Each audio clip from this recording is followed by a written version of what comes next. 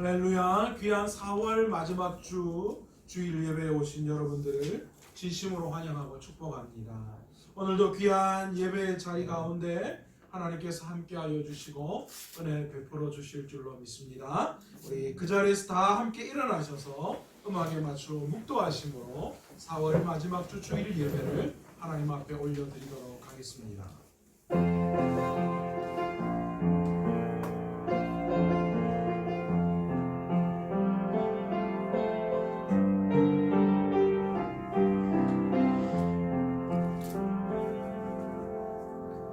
하나님, 어느덧 4월 마지막 주일 예배를 하나님 앞에 올려드립니다.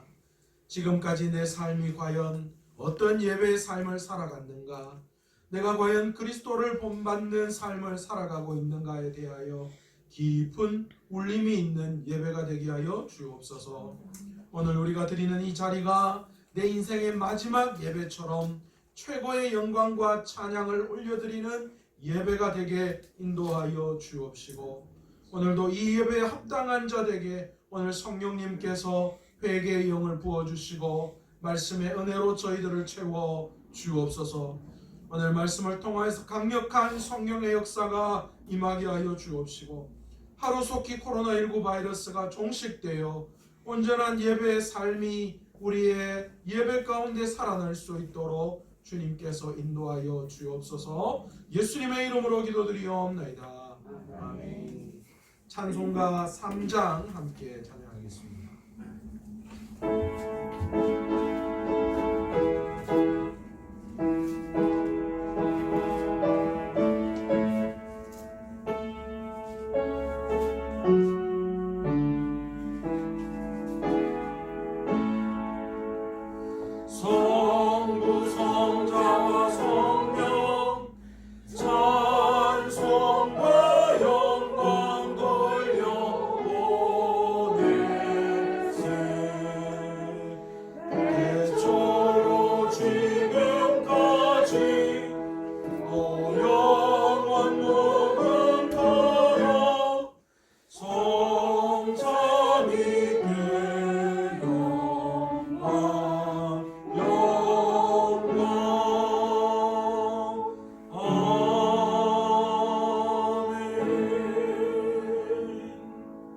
교동문 15번입니다.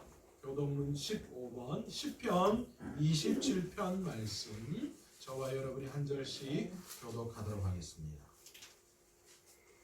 교동문 15번 말씀입니다. 여호와는 나의 빛이요 나의 구원이시니 내가 누구를 두려워하리요. 여호와는 내 생명의 능력이시니 내가 누구를 무서워하리요. 악인들이 내 살을 먹으려고 내게로 왔으나 나의 대적들 나의 원수인 그들을 실족하여 넘어졌도다. 군대가 나를 대적하여 진칠지라도 내 마음이 두렵지 아니하며 전쟁이 일어나 나를 치려 할지라도 나는 여전히 태어나리로다.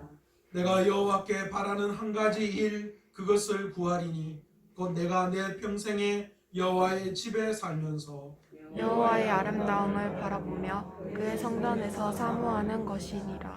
여호와께서 환난 날에 나를 그의 초막 속에 비밀히 지키시고 그의 장막 은밀한 곳에 나를 숨기시며 높은 바위 위에 두시리로다. 이제 내 머리가 나를 둘러싼 내 원수 위에 들리리니 내가 그의 장막에서 즐거운 제사를 드리겠고 노래하며 여호와를 찬송하리로다. 아멘. 사도신경으로 신앙 고백 드립니다.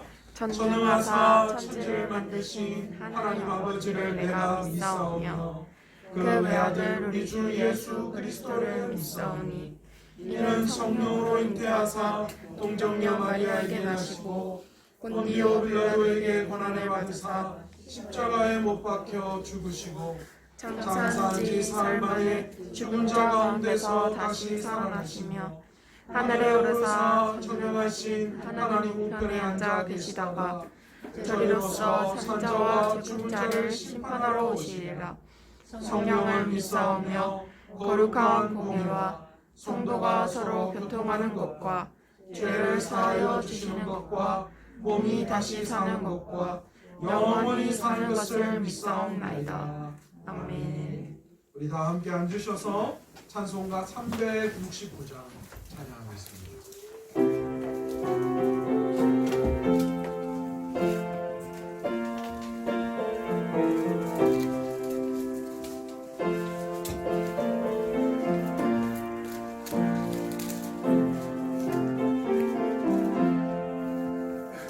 죄짐 맡은 우리 구주 어찌 좋으신 분지 걱정 드심 무거운지 우리 주께 맡기세 주께 고함 없는 고로 억을 받지 못하네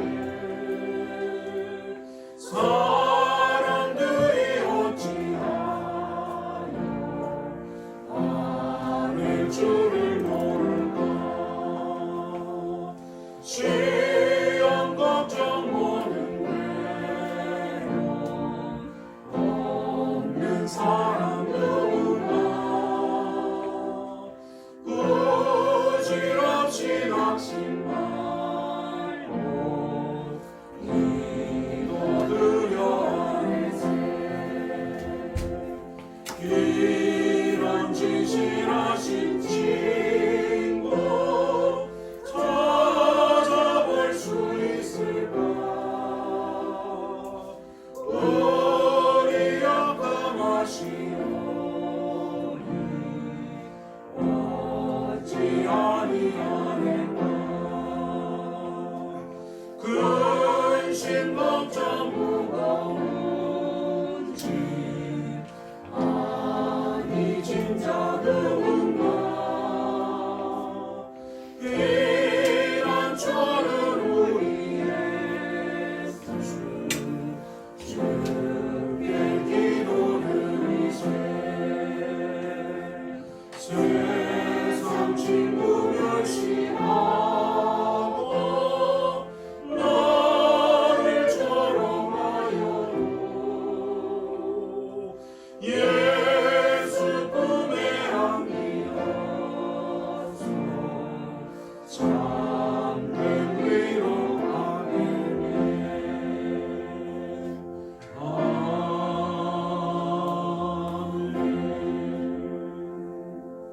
오늘 이 시간 우리를 대표해서 장대필 장로님 기도 인도해 주시겠습니다.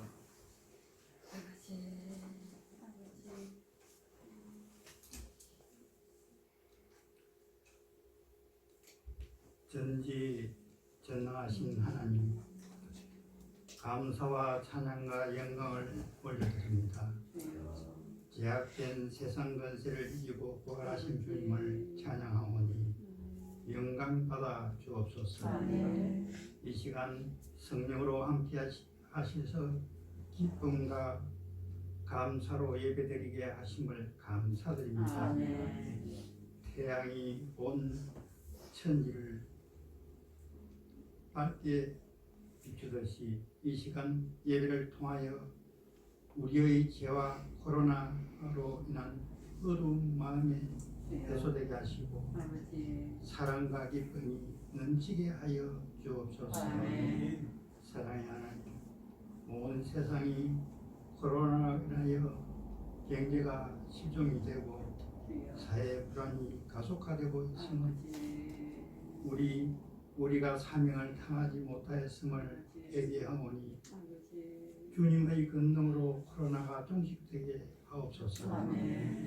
온 세상이 주님의 사랑과 권능을 깨달아 기쁨과 감사로 살아가게 하여 주옵소서.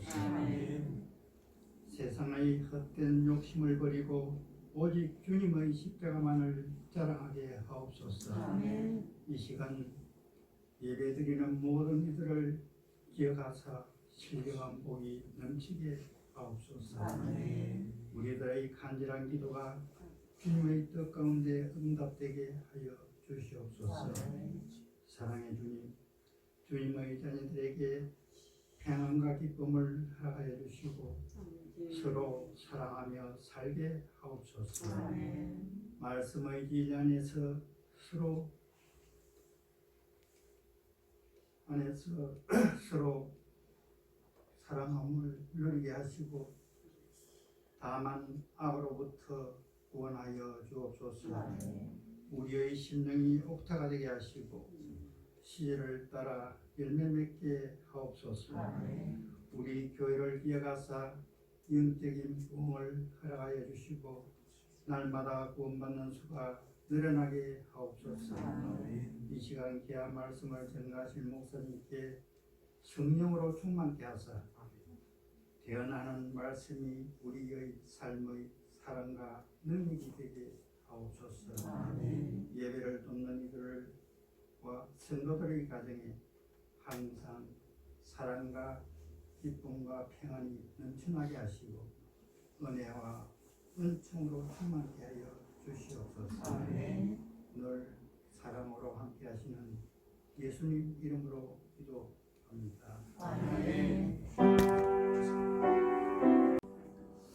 오늘 이 주일에 주신 하나님의 말씀은 요한계시록 3장 1절에서 6절까지의 말씀입니다. 신약성경 401페이지 요한계시록 3장 1절에서 6절까지의 말씀 제가 봉독해 올리도록 하겠습니다. 요한계시록 3장 1절에서 6절까지의 말씀입니다. 사대 교회 사자에게 편지하라. 하나님의 일곱 영과 일곱 별을 가지신 이가 이르시되 내가 내 행위를 아노니 내가 살았다 하는 이름은 가졌으나 죽은 자로다. 너는 일깨어 그 남은 바 죽게 된 것을 굳건하게 하라. 내 하나님 앞에 내 행위의 온전한 것을 찾지 못하였노니 그러므로 내가 어떻게 받았으며 어떻게 들었는지 생각하고 지켜 행하라. 만일 일깨지 아니하며 내가 도둑같이 이르리니 어느 때에 내게 이르는지 내가 알지 못하리라. 그러나 사대에 그 옷을 더럽히지 아니한 자 몇 명이 내게 있어 흰 옷을 입고 나와 함께 다니니 그들은 합당한 자인 용고라. 이기는 자는 이같이 흰 옷을 입을 것이요 내가 그 이름을 생명책에 결코 지우지 아니하고 그 이름을 내 아버지 앞과 그의 천사들 앞에서 시인하리라. 귀 있는 자는 성령이 교회들에게 하시는 말씀을 들을지어다. 아멘. 하나님 앞에 내 행위의 온전함이라는 제목의 말씀을 가지고 오늘 함께 은혜 받기를 원합니다. 얼마 전이었습니다. 초등학교 3학년 저희 아들과 함께 목욕탕을 다녀왔습니다. 아직 아빠랑 목욕탕 가는 거 좋아해요. 그래서 목욕탕 갔다가 제가 교회에 잠깐 볼 일이 좀 있어서 그래서 손을 잡고 저기 80 순댓국집 앞에 신호등을 건너서 유로교회 앞을 지나가고 있었습니다. 제가 아들에게 이렇게 이야기했습니다. 의준아, 아빠는 우리 교회가 유땡 교회만큼 이렇게 크게 부흥했으면 좋겠어. 그렇게 이야기를 했습니다. 그랬더니 그 이야기를 들은 저희 아들이 이렇게 대답을 하는 거예요. 그런데 아빠, 사실 나는 아이들에게 아빠가 우리 교회 담임 목사라는 것을 말하는 것이 조금 창피해. 그렇게 이야기하는 거예요. 사실 조금 당황스럽더라고요. 그런데 이때 밀리면 안 되잖아요. 그래서 왜? 라고 제가 질문을 했습니다. 그랬더니만 우리 아들이 이렇게 말하더라고요. 아직 우리 교회는 작아서 친구들에게 말하는 게 좀 부끄러워. 그렇게 이야기하더라고요. 그래서 제가 우리 아들을 붙들어 놓고 설명을 했습니다. 의준아, 교회는 크기가 중요한 것이 아니라 사람들이 우리 교회를 어떻게 보느냐가 결코 중요한 것이 아니고 하나님이 우리 교회를 어떻게 보느냐가 너무너무 중요해. 사람들이 볼 때에 연약하고 부족하게 보일지라도 하나님이 우리 교회를 보시고 우리 교회를 칭찬하시면 우리 교회는 그것으로 하나님 앞에서 큰 교회로 인정받을 수 있어. 그렇기 때문에 사람들이 보는 교회가 아니라 사람들이 어떻게 보느냐라는 교회가 아니라 하나님 앞에서 우리 교회가 어떻게 보이느냐, 그게 중요하다. 그렇게 이야기했습니다. 말은 그렇게 했는데요. 제가 그 다음날 곰곰이 제가 이 교육자실에 앉아서 생각을 해봤어요. 우리 교회는 하나님 보시기에 어떤 교회인가? 목회자인 저는 과연 우리 교회를 어떻게 하나님 앞에 이끌어 나아가는 그런 존재로 서 있는가? 여러분은 어떻습니까? 여러분은 우리 교회가 어떻게 생각되어집니까? 여러분은 우리 교회가 창피하고 부끄럽습니까? 그래서 어디 가서 어느 교회 다니세요? 아, 예, 저기 내서 쪽에 있는 교회 그냥 다녀요. 이렇게 이야기합니까? 아니면 저요, 마산 서문화 교회 다녀요. 그렇게 자랑스럽게 이야기하십니까? 그런데 사실요, 이런 우리 교회가 어떤 교회냐라는 건 사실 우리가 판단할 부분은 아닌 것 같아요. 하나님이 우리 교회를 어떻게 보시느냐, 그게 더 중요하기 때문이죠. 하나님이 보시기에 우리 교회는 어떤 교회이냐, 그게 중요하죠. 우리가 우리 교회를 어떻게 보느냐, 사람들이, 세상이 우리 교회를 어떻게 보느냐가 아니라, 우리 교회는 이번에 큰 결단을 했습니다. 사실 코로나19 때문에 참 많은 어려움이 우리 교회 가운데 있어요. 그리고 우리 성도님들 가운데도 많아요. 그런데도 불구하고 우리 교회가 지난주에 이 코로나로 인해서 어려움 당하고 있는 분들을 돕기 위해서 특별 헌금을 했습니다. 놀랍게도 100만 원이 넘는 헌금이 들어왔습니다. 그런데 우리가 그렇게 어려움 중에 그런 헌금을 하게 된 취지가 있습니다. 우리 교회가 이렇게 헌금해서 다른 사람 돕기 때문에 우리 교회가 이만큼 한다라는 걸 보이기 위한 것이 아니라, 이렇게 어려움 중에 있지만 도움을 받는 교회가 아니라 하나님 앞에 쓰임받는 교회, 하나님 앞에 쓰임받는 성도님들 되기 위해서 이번에 우리가 결단했어요. 언제까지 달라고 이야기하고 언제까지 하나님만 바라보고 하나님 앞에 도움 받을 생각만 하는 교회와 성도로 남아있을 거냐는 거예요.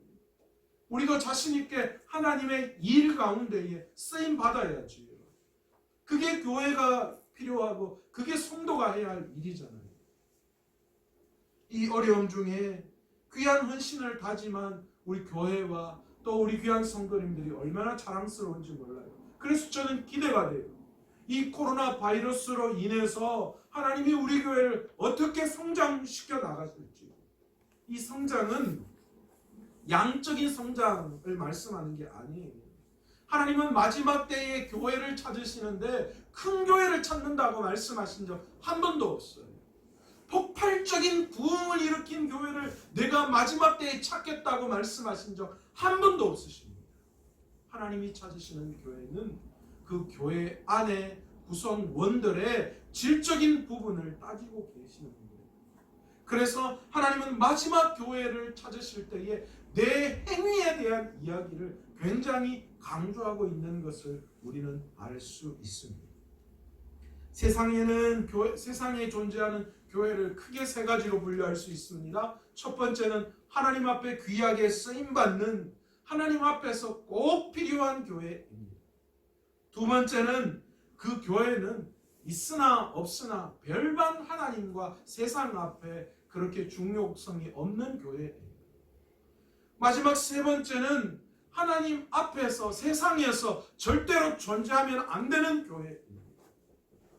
여러분, 우리는 하나님 앞에서 어떤 교회로 존재하며 어떤 교회로 우리 교회를 어떤 교회로 만들어 나가고 계십니까?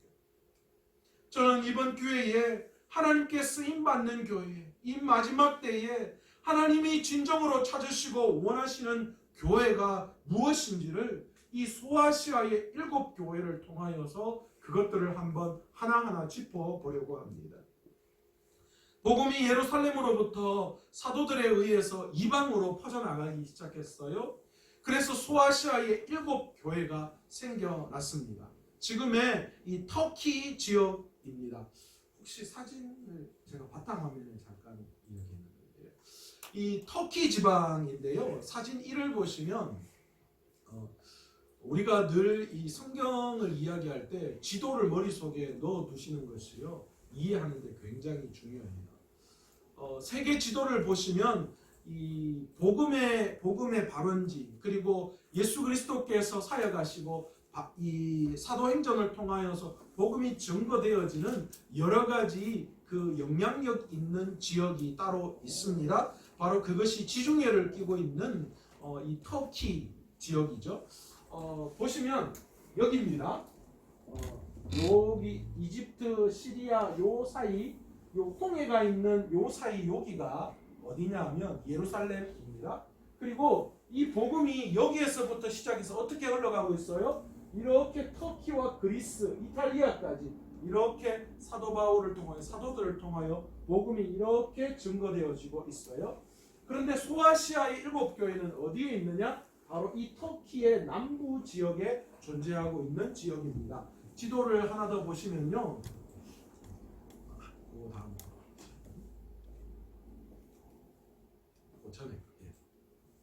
여기에 이제 여기가 터키, 아까 제가 손가락을 지적한 터키 지역입니다. 여기에 우리가 잘 알고 있는 7교회가 존재해요. 에베소, 서머나, 버가모, 또 두아디라, 사데, 빌라델비아, 또 라오디게아 교회, 이렇게 7교회가 이 소아시아 지역에 존재하는 교회였습니다.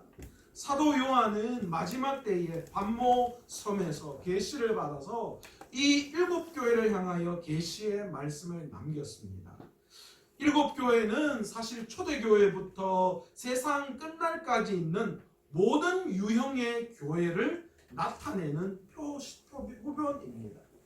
우리는 이 7교회들에게 말씀하신 귀한 계시의 말씀을 통해서 마지막 때에 과연 교회의 모습이 어떠해야 하는지, 우리가 어떤 교회를 세워 나아가야 하는지 귀한 지혜를 얻어야 한다는 것이죠. 저는 먼저 이 소아시아 7교회 중에 가장 혹독한 책망을 받은 4대 교회를 중심으로 과연 우리가 만들어가야 할 교회가 어떤 교회여야 하는지를 알아보려고 합니다. 사실 이 소아시아의 7교회들이 많은 교회들이 책망을 받았어요. 저기 보시면 에베소 교회가 있습니다. 이 에베소 교회는 첫사랑을 잃어버렸기 때문에 책망을 받았고요. 버가모 교회는 세상에 물들었다라는 질책을 받았습니다. 두아디라 교회는 부패와 음란 때문에 질책받았고, 라오디게아 교회는 미지근한 신앙으로 말미암아 책망을 받은 교회입니다.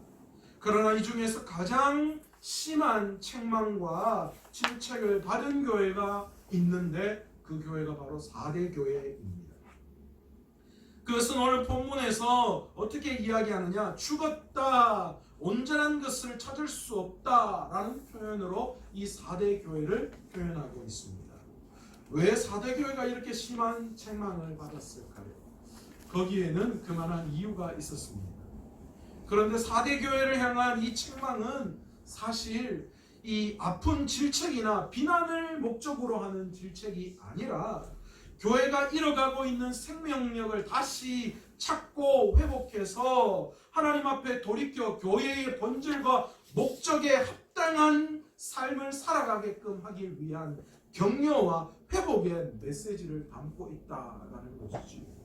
그래서 우리는 4대 교회의 이 질책을 통하여 우리 스스로를 돌아보고 회개하고, 그래서 교회의 본질과 목적이 회복되어지는 그 은혜를 우리가 경험해야 하는 줄로 믿습니다.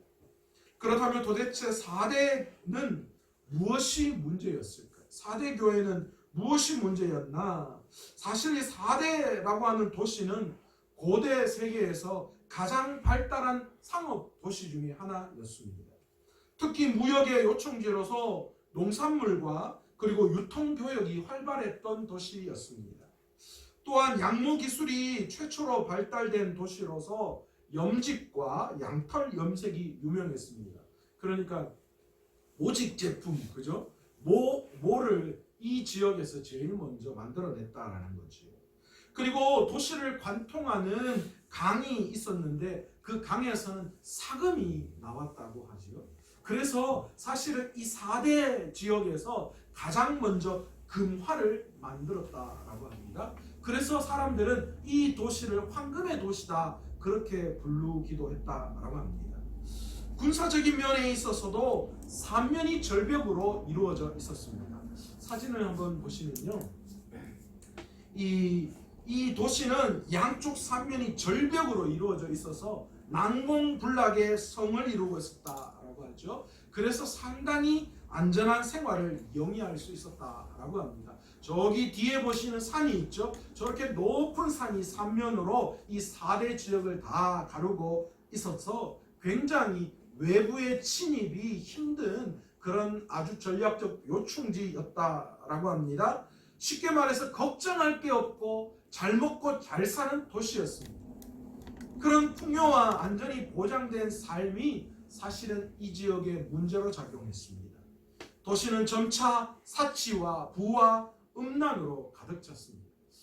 그 희한하죠, 그죠? 지금 여러분들 마음이 다 그렇잖아요. 하나님이 뭐 큰 거 한 방 다 터뜨리면 내가 진짜 주님을 위해서 다 헌신하고 살아갈 수 있을 것 같은데, 그죠? 아닌가요? 그런데 직접 거머쥐면 아니라는 거예요. 결국은 도시가 발전하고 이 여러 가지 부가 넘쳐나기 시작하면 일어나는 게 점점 음란한 사회로 변화되어져 가는 수밖에, 타락한 사회로 될 수밖에 없다라는 것입니다. 종교적으로도 마찬가지였습니다. 풍요와 다산의 여신이었던 시빌리를 숭배하는 거대한 아데미 신전이 이곳에 있었습니다. 여기 사진에 보시면 저기 세워져 있는 기둥이 있죠. 저게 바로 아데미 신전의 기둥입니다. 그리고 로마 시대에는 황제 숭배가 만연했던 도시였습니다. 4대 교회는 지역적 특성처럼 사도 바울의 제자이며 7 집사의 하나였던 클레멘트가 첫 감독이었을 때 아주 큰 부흥을 경험했던 교회입니다. 굉장히 능력 있는 성도들도 많았고요. 신학적인 지식도 풍성한 그런 도시였습니다.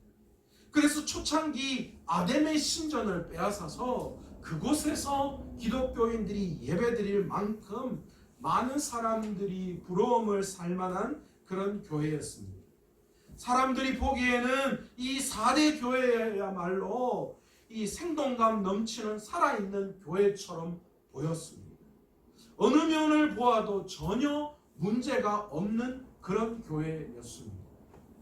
그런데 오늘 사도 요한은 오늘 4대 교회를 향하여 엄청난 책망을 하고 있습니다. 본문 1절 하반부에 보시면 뭐라고 이야기합니까? 내가 살았다 하는 이름은 가졌으나, 이렇게 말씀을 시작합니다. 4대 교회는 꽤 건강한 교회로 당시 사람들에게 좋은 평가를 받았습니다. 많은 사람들이 모였고 교리적으로도 잘 훈련된 그런 사람들이었습니다. 외형적으로도 성도들 간에 활발한 교제가 있었고 봉사와 섬김도 남달랐습니다. 예배 역시 성공적으로 드리는 것을 볼 수 있었습니다. 번창하고 활발하게 성공했다고 할 만한 것들을 모두 갖춘 훌륭한 교회였음에도 불구하고, 그러나 사도 요한은 그 4대 교회를 향하여 뭐라고 말씀하시는가? 죽은 자로다, 그렇게 말씀하고 있습니다. 왜 그랬을까요? 많은 사람들이 보기에 훌륭한 교회로 인정받을 만한 여러 가지 일들이 있었지만, 그러나 그들은 성공한 교회라는 명성을 얻는 데에만 힘썼고 정작 주님을 섬기는 일에는 열심을 내지 않았다는 것이죠. 사람들이 보기에는 좋았지만 하나님 보시기에는 그 교회는 온전한 교회라고 볼 수가 없었습니다. 외형적으로는 모든 것이 구비된 교회 같으나 내부적으로는 복음에 대한 갈망과 삶의 헌신이 전혀 그 교회 안에 일어나지 않았어요. 복음 전파의 열심도 뚝 끊겨버렸던 거예요. 그들은 겉보기에 화려한 활동에 치중하느라, 사람들이 우리를 어떻게 생각할까 거기에 치중하느라 골방에서 주님과 동행하는 일을 가볍게 여겼고, 또 성공하는 이미지만 붙들다가 결국은 그들을 스스로가 믿음으로 몰락해버리는 안타까운 일들이 그들에게 일어나게 되었다는 것입니다. 그들은 성공했습니다. 그래서 사람들의 명성은 얻었습니다. 그러나 주님께서는 이 교회를 향하여 죽은 자로다, 그렇게 말씀하고 계시는 소리를 들어야만 했습니다. 주님은 4대 교회에서 칭찬거리를 찾을 수 없다, 그렇게 말씀하셨습니다. 살았다 하는 이름은 가졌으나 실상은 죽은 교회다라는 엄청난 소리를 그들은 들어야만 했습니다. 그 모든 그들의 활동이 하나님을 섬기기 위한 것이 아니라 자기들의 만족을 위한 것이었다라는 거예요. 하나님을 향한 감사와 헌신이 아니라 그들은 고상하게 보이는 종교적인 취미 활동에 불과했다라는 거예요. 종교적인 습관에 이끌려서 그냥 그 자리에 나와서 내가 예배 드렸다라는 그 하나로 만족했다라는 거예요. 저와 여러분의 예배가 혹시 이렇게 전락되고 있지는 않습니까? 우리의 믿음이 사람들이 보이는 것에서는 화려하지만 하나님 보시기에는 정말 죽었다라는 소리를 혹시 지금 듣고 있지는 않습니까? 유기성 목사님의 글 중에 그런 이야기를 들었습니다. 한 이 선교 단체와 교회를 잘 섬기는 간사님이 유 목사님을 와서 상담을 요청했다고 합니다. 아니, 이렇게 평소에 굉장히 열심히 교회를 하는 그런 청년인데 무슨 일 때문에 나에게 상담을 요청할까? 그래서 상담을 했는데 놀랍게도 그 청년 간사의 입에서 나오는 고백이 무엇이었는가? 목사님, 사실 그런데 저는 성적인 유혹을 떨쳐버릴 수가 없어요. 그래서 계속해서 성매매하는 그런 곳을 찾아다닐 수밖에 없었습니다. 그런데 그가 보여지는 외적인 부분에 있어서는 선교 단체의 여러 가지 일과 교회 안에서 일들을 열심히 수행하는 사람으로 보였다는 거예요. 그 스스로가 목사님에게 고백하면서 혹시나 이런 일들 때문에 내 이런 부끄러운 것들이 밖으로 드러나지는 않을까, 그것 때문에 너무너무 두렵고 떨린다, 그렇게 이야기를 했다고 합니다. 그런데 여러분, 문제가 뭐라고 생각합니까? 자기의 죄가 드러나는 게 문제가 아니라 그는 지금 어떤 신앙생활을 하고 있어요? 남들이 보여지는 신앙생활을 하고 있다는 거예요. 내가 사람들에게 어떻게 보이는가, 내가 하나님 앞에서 지금 어떻게 보이는가가 아니라 내가 사람 앞에 지금 어떤 모습으로 보이고 있는가를 신앙생활로 착각하고 있더라는 거예요. 하나님과는 아무런 상관없는 우리들만의 신앙잔치, 여러분, 그런 신앙잔치는 결코 종교적인 감정 노름에 불과하다는 사실을 우리는 알아야 합니다. 여러분, 이 자리에 예배하러 나왔다고 그게 끝이 아니에요. 여러분, 예배의 자리에 나와서 오늘 예배 참석했다고 여러분 그게 끝이 아닙니다. 그게 하나님이 원하시는 예배가 아니라는 거예요. 오늘 우리가 모여서 교회를 이루었다고 그것이 교회로서 끝이 아니라는 거예요. 우리가 하나님이 원하시는 교회로 나아가지 않는다면 여러분, 우리는 모여서 지금 종교 노름하고 있는 거예요. 종교 놀이하고 있는 거예요. 본문에서 죽은 자로다라고 하는 말은 하나님과의 관계가 끊어졌다라는 말이에요. 우리가 하나님 앞에 예배하러 나왔지만 하나님과의 관계가 끊어졌다라는 거예요. 4대 교회가 그렇다는 거예요. 사람들이 부러워할 만한 성공과 부흥도, 생동감 넘치는 것처럼 보이는 많은 활동도 하나님과 아무런 상관이 없다라는 겁니다. 예배가 교리적으로 아무런 문제 없이 드려졌으나 우리의 예배가 바리새인들처럼 형식만 남은 예배가 되어서는 안 되는 거예요. 하나님을 향한 사랑과 감사와 기쁨이 없는 예배, 그건 그저 순서만 남아있는 예배예요. 그러므로 겉으로 보기에는 생동감 넘치는 교회처럼 보일지 몰라도, 그러나 그런 교회는 실상은 죽은 교회다라고 오늘 4대 교회를 통하여서 우리에게 말씀하고 있는 줄로 믿습니다. 4대 교회의 영적 퇴보와 무기력함은 겉으로는 사실은 잘 드러나지 않았어요. 왜냐하면 많은 사람들의 눈에 꽤 괜찮은 교회로 보였으니까요. 외형적으로 모든 것도 구비했어요. 내부적으로 여러 가지 예배도 잘 드리는 것처럼 보였다는 거예요. 그러나 그들 마음속에는 복음에 대한 갈망과 삶의 헌신도 없고 복음 전파의 사명과 열정도 다 사라져버리고 없고, 디모데후서 3장 5절의 말씀처럼 경건의 모양은 있으나 경건의 능력이 전혀 그들의 삶 가운데 나타나지 않았다는 거예요.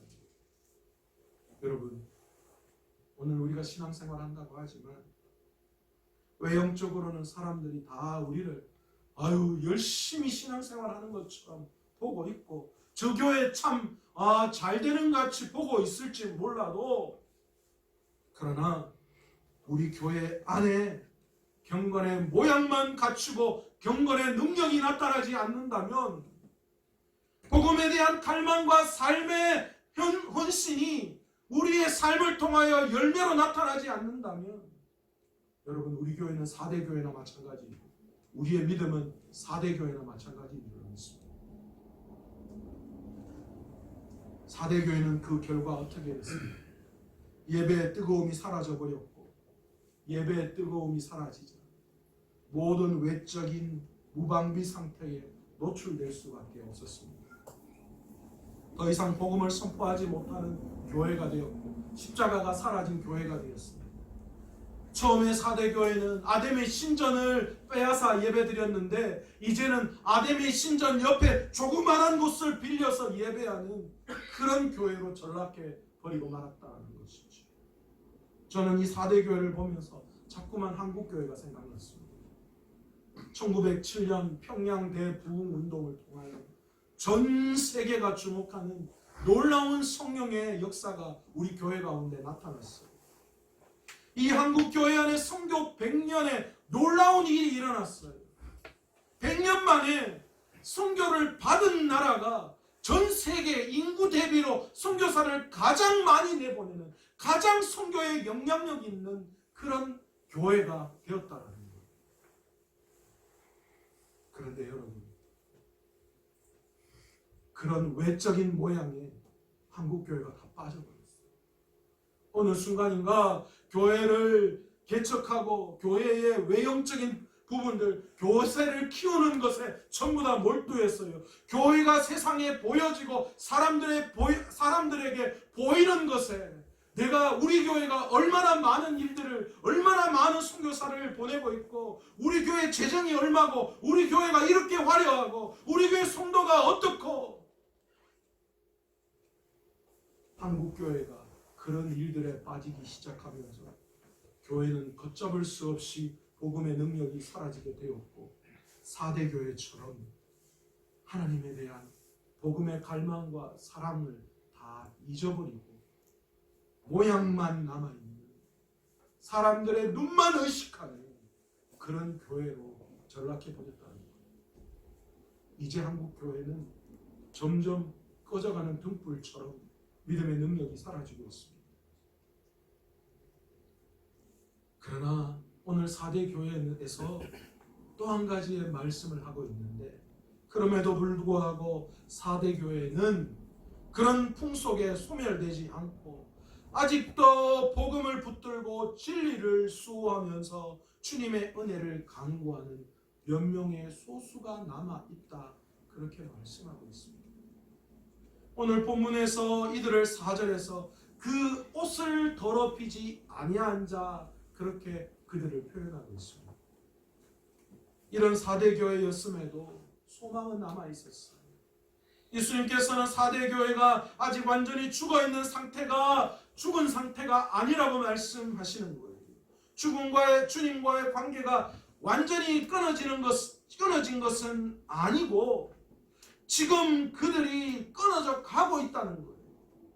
죽어가고 있는 환자처럼 그런 미약하지만 언제 끊어질지 모르는 상황 가운데 있지만, 그러나 끊어진 것이 아니기 때문에 너희가 완전히 끊어지기 전에, 죽기 전에 서둘러서 너희의 믿음을 회복해야 한다는 것을 오늘 말씀을 통하여 그들에게 증거했던 것입니다. 그래서 깨어나서 영이 죽은 자가 아니라 영이 살아있는 교회와 성도들이 되어야 한다는 거예요. 깨어나라는 것은 하나님과의 관계가 회복되어진다라는 것을 이야기합니다. 세상의 마음을 빼앗기지 말고 항상 영적인 긴장감을 유지하면서 살아야 한다는 뜻이에요. 하나님을 사랑하는 것과 하나님을 향한 뜨거운 열정이 다시 우리의 삶에 불타올라야 한다는 뜻입니다. 오늘 요한은 그 방법을 3절에서 내가 어떻게 받았으며 어떻게 들었는지를 생각해 보라 그렇게 말씀하고 있습니다.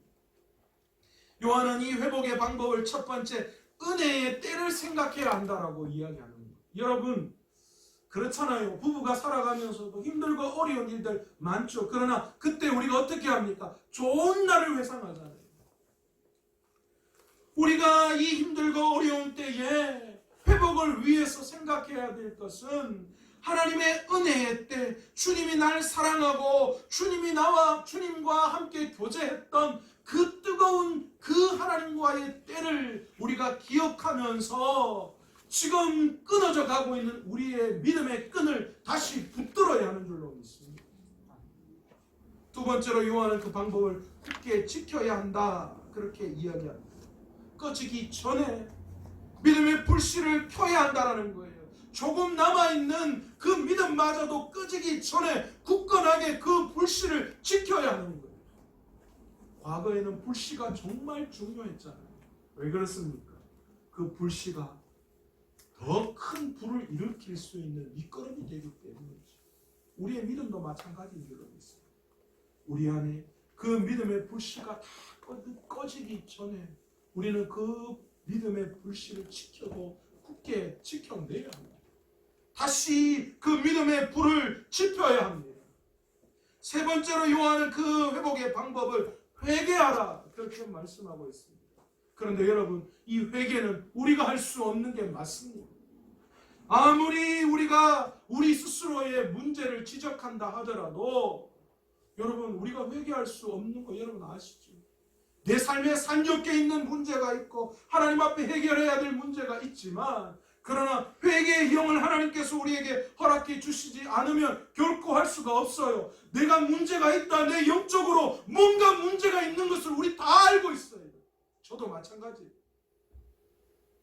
그런데 그것만으로는 안 되는 거예요. 내가 그냥 깨닫는 것만으로는 안 돼요. 성령님이 내 안에 찾아오셔야 해요. 성령님이 내 죄를 보시고 우리에게 눈물을 허락해 주시고 통회하고 자복할 수 있는 능력을 허락해 주셔야 해요. 그래서 우리가 부르짖어야 한다는 거예요. 우리 스스로를 돌아보며 성령님 제 스스로를 회개할 수 있도록 은혜 베풀어 달라고 주님 앞에 나와서 자복하고 주님 앞에 메어 달리고 굴러야 합니다. 애쓰고 노력해야 해요. 하나님 저에게 회개의 영을 부어달라. 다시 깨어나는 방법은 주님의 말씀을 생각하고 기억하는 수밖에 없어요. 날마다 말씀을 묵상하고 기도하는 것을 통하여 주님과 교제하고 주님과 동행해야 합니다. 여러분 이건 굉장히 작은 일처럼 보여지기 쉽습니다. 내가 말씀을 묵상하고 기도의 자리에서 기도하는 거 우리가 너무너무 쉽게 그냥 넘겨버릴 때가 많이 있습니다. 그러나 여러분 이것이 얼마나 중요한 일인지 몰라요. 이것이 우리의 믿음의 가장 중요한 것입니다. 다시 말해서 흰옷을 입은 자, 그 흰옷을 더럽히지 않는 최고의 가장 중요한 방법이 바로 이것입니다. 말씀을 묵상하고 기도의 자리에 나아가는 것. 세상 사람들이 보기에 성공해 보여도 하나님 앞에서 성공이 아니면 그건 실패예요. 성공을 원하세요? 그러면 하나님 앞에서 성공해요. 세상이 보기에는 실패처럼 보여도 하나님 앞에서 성공하면 그게 진짜 성공이에요. 얘나 아버지 그죠? 우리가 진짜 구해야 할 성공은 사람들이 보는 성공이 아니에요. 하나님이 보시는 성공. 이렇게 살아가지 않으면 우리는 결코 흰옷을 입은 자로 마지막까지 그 흰옷을 더럽히지 않는 자로 남아 있을 수가 없어요. 세상에서 성공하면 뭐합니까? 하나님 앞에 섰을 때 그게 다 아무런 가치가 없는 거예요. 요한은 3절에서 내가 도둑같이 이르리니 어느 때에 내가 이를지 내가 알지 못한다 그렇게 이야기합니다. 참 야속하기도 합니다. 우리한테 말씀으로 내가 언제 몇 시 몇 분에 올지 조금이라도 가르쳐 주셨으면 그 즈음에서 막 다구지게 회개해가지고 마지막에 진짜 그렇게 할 건데 언제 어떻게 올지 도둑같이 임할 것이다라고 그렇게 말씀하시는 거예요. 그러니 우리의 매 순간순간 삶이 예배가 마지막 때인 것처럼 우리가 매 순간순간 살아가야 한다. 사도 요한은 4대 교회를 향하여서 아직 흰옷을 입고 그 옷을 더럽히지 않은 자가 있다 그렇게 말씀하고 계십니다. 여러분, 이 흰옷을 입은 자는 어떤 사람입니까? 흰옷은 하나님 나라에 들어가는 자가 입는 천국 백성의 옷을 상징합니다. 그러므로 그 옷을 더럽히지 않는다는 것은 믿음을 잃지 않았다라는 뜻으로 우리는 해석할 수 있습니다. 이 흰옷을 입은 자들은 세상 것을 얻기 위해 주님을 결코 포기하지 않는 사람입니다. 그들은 세상에서 실패하는 자가 되더라도 주님 섬기는 일을 결코 포기하지 않는 사람이에요. 그들은 직장에 승진하지 못해도 돈 때문에 어려워도 건강에 문제가 있어서도 주님과 동행하는 자리를 결코 포기하지 않습니다. 그게 흰옷 입은 사람들이에요. 그게 천국 백성이라는 거예요. 내가 이루려고 하는 세상이 있는데도 그 세상 때문에 주님이 뒷전으로 밀려난다면, 주님이 우선순위에서 밀려난다면 우리는 결코 흰옷 입은 자라고 이야기할 수 없어요. 두 번째로 흰옷 입은 자는 분주한 활동을 하느라 주님과 동행하는 자리를 잃지 않는 사람입니다. 아무리 바빠도 하나님을 모시고 기도하는 자리, 그 기도의 골방을 뒷전으로 미루지 않는다는 거예요. 여러분, 우리가 무엇 때문에 바빠야 합니까?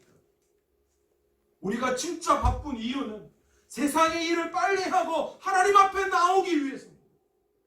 하나님 앞에 나와서 말씀의 자리에 서서 기도의 골방 속에서 주님을 깊이 있게 만나는 것, 그걸 위해 바빠야죠. 다른 건 뭘 위해 바빠야 합니까?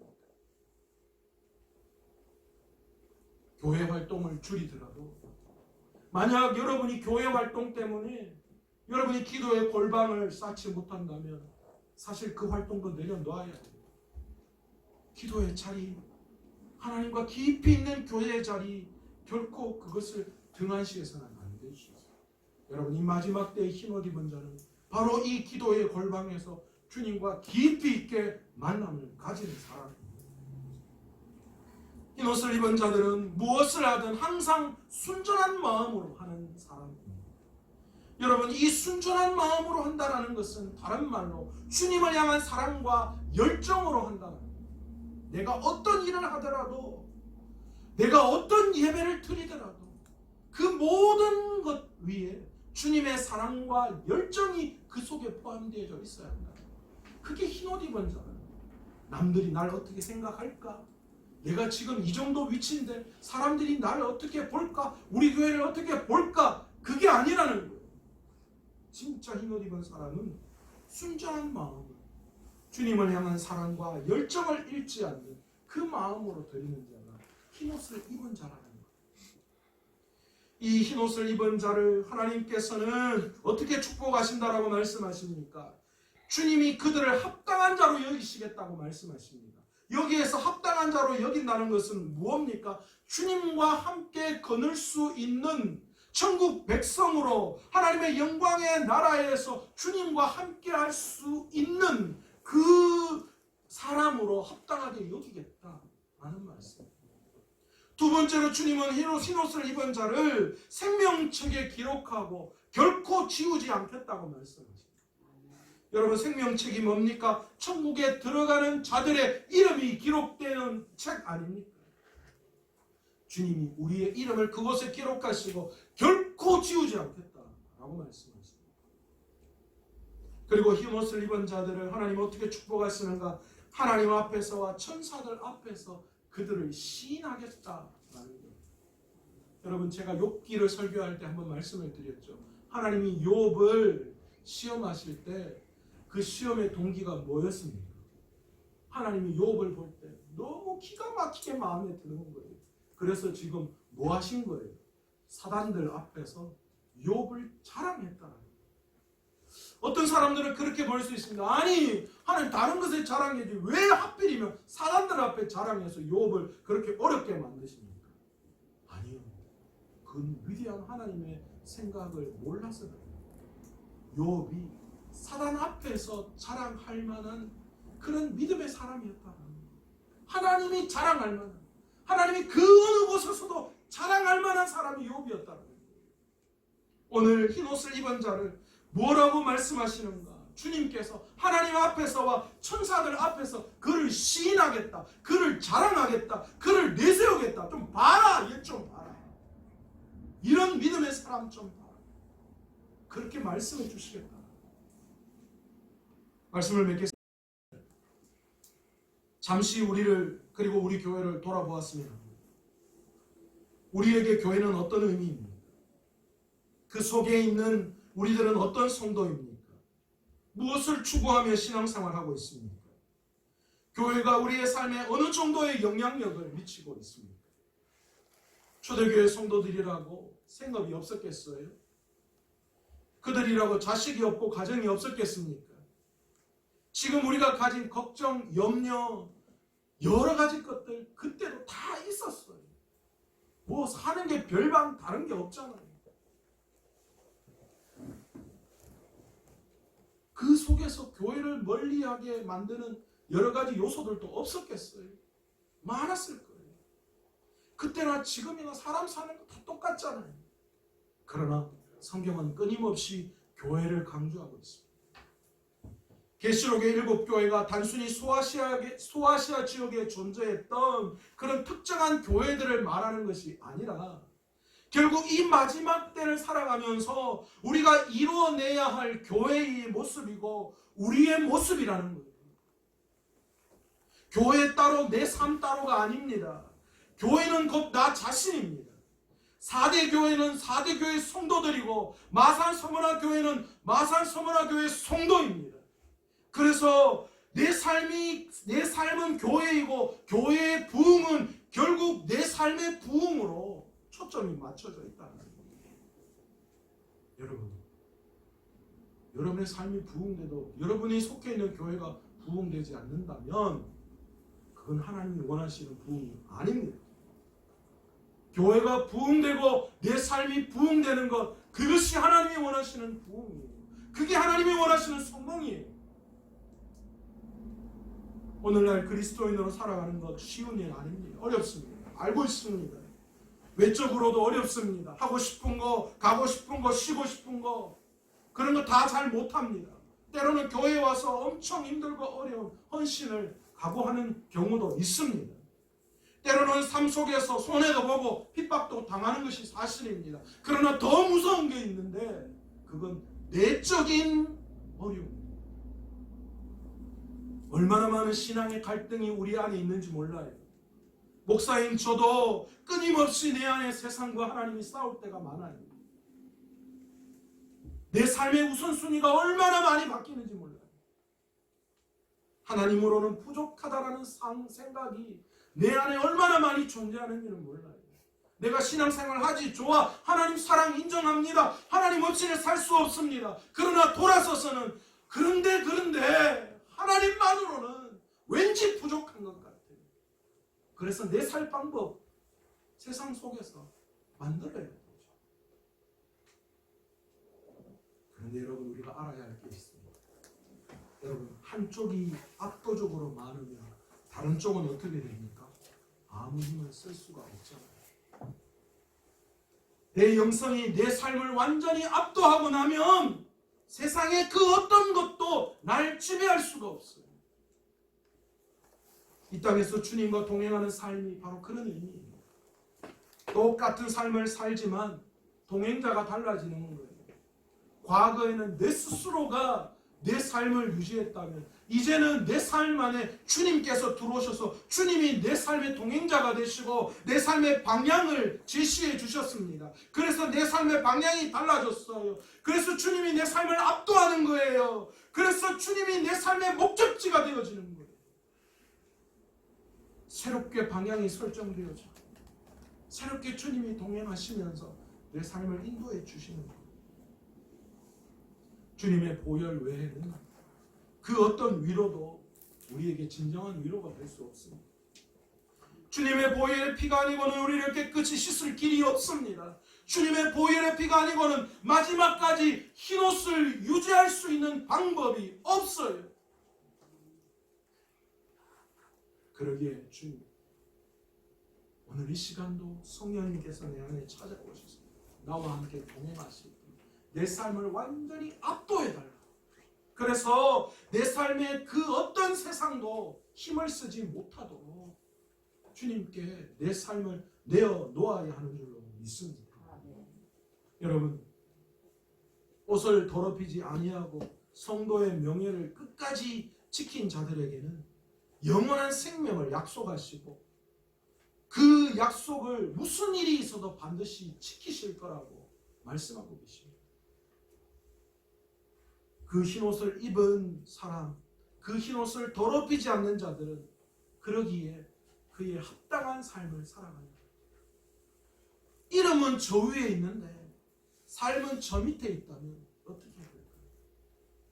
제 이름은 범처럼 되는데 제가 고양이보다 못하다면 어떨까요? 여러분, 옷을 더럽히지 않는다는 것은 이름에 걸맞는 삶을 살아갑니다. 여러분, 우리의 이름은 뭡니까? 그리스도인 아닙니까? 그리스도인다운 그 삶을, 그 이름에 합당한 삶은 무슨 삶입니까? 세상의 눈이 아니라 하늘의 눈으로 보는 것. 세상의 뜻을 두는 것이 아니라 하늘의 뜻을 두는 것입니다. 사람의 눈을 의식하는 것이 아니라 하나님의 눈을 의식하는 겁니다. 그리고 끝까지 기도의 골방에 들어가서 주님과 교제하고, 그래서 그 성령님이 나를 삶을 완전히 압도하도록 내 삶을 주님 앞에 맡기는 거예요. 그게 성공입니다. 사람들이 우리를 보고 실패자라고 이야기할지 몰라요. 그게 성공입니다. 우리가 코로나 헌금 그거 우리 교회 재정으로서도 더 좋죠. 이 어려울 때에. 그러나 기꺼이 주님을 위하여 내어놓는 거예요. 주님을 위해서 내어놓고 주님을 위해서 쓰기 위해서 움켜잡는 게 아니라 풀어내는 훈련, 주님의 은혜에 압도되어지는 그 훈련이 우리의 삶에 계속되어질 때에 우리는 흰옷을 입은 자로, 그리고 마지막 때 흰옷을 더럽히지 않는 자로 주님이 우리를 기억하실 줄로 믿습니다. 저와 여러분이 바로 이 4대 교회에 아직도 남아있는 흰옷을 입은 자, 마지막까지 그 흰옷을 더럽히지 않는 자로 살아갈 수 있는 우리 교회, 우리 온 성도님들 되시기를 간절히 축원합니다. 오늘 이 시간 말씀을 생각하시면서 기도하기를 원합니다. 기도할 때 주님, 그렇습니다. 쉽지가 않아요. 그리스도인 다운 삶을 살아가는 것, 하나님이 원하시는 이 마지막 때에 찾으시는 교회를 만들어가고, 사실은 말처럼 그렇게 쉬운 게 아닌데, 그러나 그게 우리가 살 길이고 그게 우리의 성공의 길이고, 우리가 다시 한번 깨닫고 우리 교회가 가야 할 길을 열어주시고, 이곳에 속해 있는 우리 온 성도님들이, 우리 성도님들이 가야 할 길을 주님이 열어주옵소서.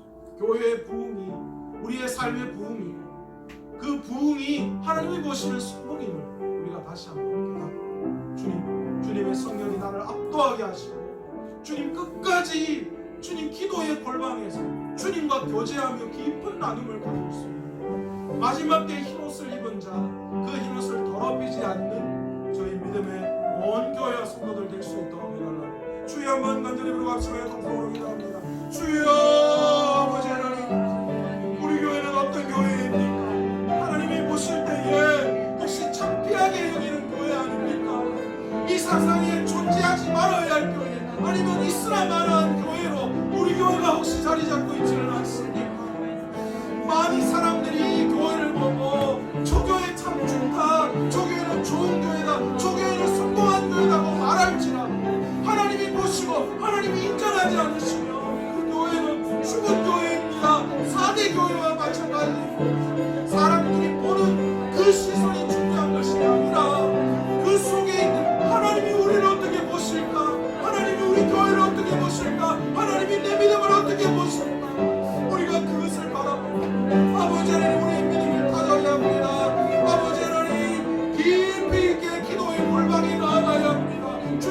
교제하며 성령님이 우리의 삶을 압도하도록 우리의 삶을 주님 앞에 내어놓아야 합니다. 그래야 주님 앞에 성공자가 될 수 있습니다. 주님이 인정하시는 아버지 하나님 살아있는 교회, 아버지 하나님 마지막 때에 이옷을 입은 자처럼 생명책에 기록되어지는 귀한 은혜가 있는 줄로 믿습니다. 그러기 오늘 이 시간 주님 우리를 아버지 하나님 붙들어 주셔서 이 마지막 때에 아버지 하나님 믿음으로 발버둥치며 삶으로 아버지 하나님 그 믿음을 축복해야 되며 아버지 하나님 끝까지 주님 이옷을 입어 따라서 하나님 앞에 기쁜 아버지 하나님 교제를 나눌 수 있는, 그래서 그 힘으로 믿음으로 승리하며 천국을 소유하는 하나님 앞에 찬양거리, 하나님 앞에 아버지 하나님 영원토록 아버지 천국에 합당한 자로 쓰임받을 수 있는 주님 주시옵소서.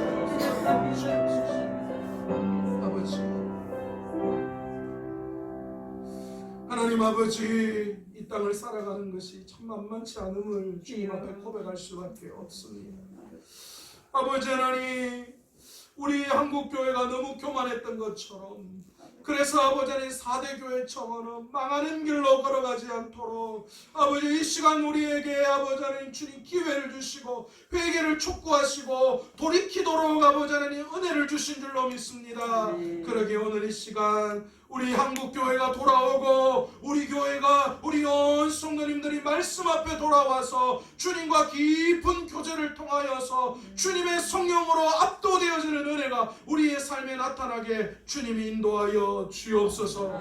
우리의 교만한 신앙, 아버지 하나님 우리의 안일한 신앙, 아버지 하나님 그런 믿음으로 나아가는 모양이 아니라 아버지 하나님 이 위기의 때에 우리가 다시 한번 우리 스스로를 돌아보며 하나님이 원하시는 흰옷 입고 그 옷을 더럽히지 않는 온전한 교회와 성도님들 될 수 있도록 오늘 이 시간 아버지 하나님 주님께서 우리의 길을 인도하여 주옵소서. 이 모든 말씀 예수님의 이름으로 기도드리옵나이다. 아멘. 찬송가 384장 찬양하면서 봉헌드리도록 하겠습니다.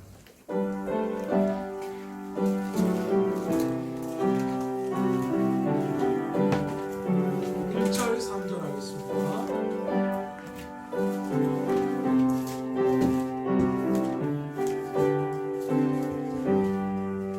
나의 갈 길 가가도록 예수 인도하시니 내 주 안에 있는 공을 어찌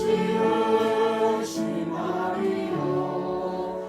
믿음으로 사는 자는 하늘 위로 받겠네. 무슨 일을 만나든지 만사형통하리라. 무슨 일을 만나든지 만사형통하리라. 나의 갈 길 가가도록 예수 인도하시니 그의 사랑 오직 큰지 말로 알 수 없도다. 성령 감화 받은 영혼 하늘 날아갈 때에 영영 부를 나의 찬송 예수 인도하셨네. 영영 부를 나의 찬송 예수 인도하셨네.